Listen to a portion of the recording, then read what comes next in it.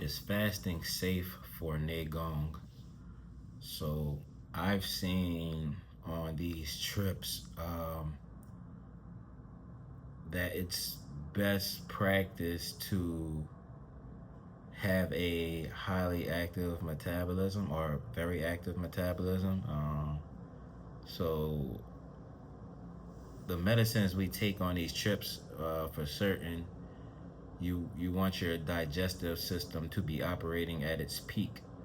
Um, I've seen someone come in and they were fasting for their, for religious purposes, and basically the person was told, "Hey, well, since you're here, you should abide by the rules of the doctor as far as uh, dietary concerns go, because the medicines we're given, right? You want the body to digest it and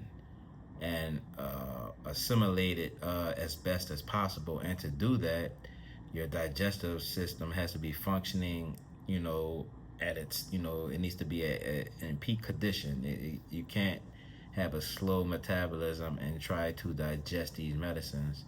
Now, going into the practice aspect of things, because that's the medical aspect. So going into the practice aspect of things as well, it's my belief for sure, and in my experience, that you definitely shouldn't be fasting during legit Neigong practices. Maybe during some type of Qigongs and slow moving practices, or even during like yoga and stuff, you can definitely do some, minor fasting or whatever.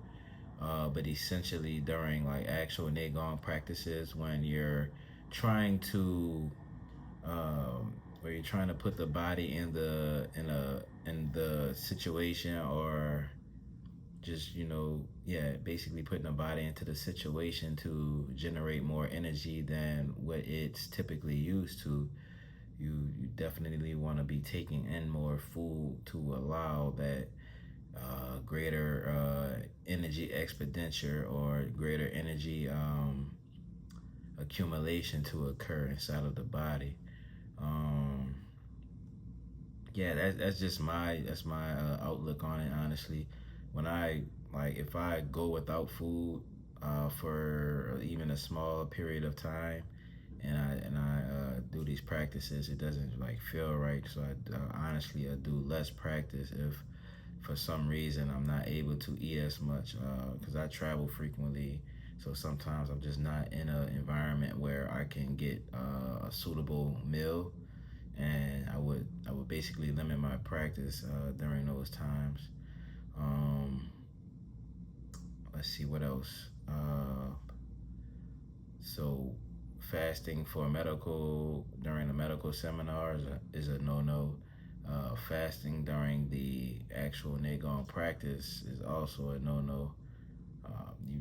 You like, as far as I'm concerned, you want your metabolism to be at the peak, in any of these situations.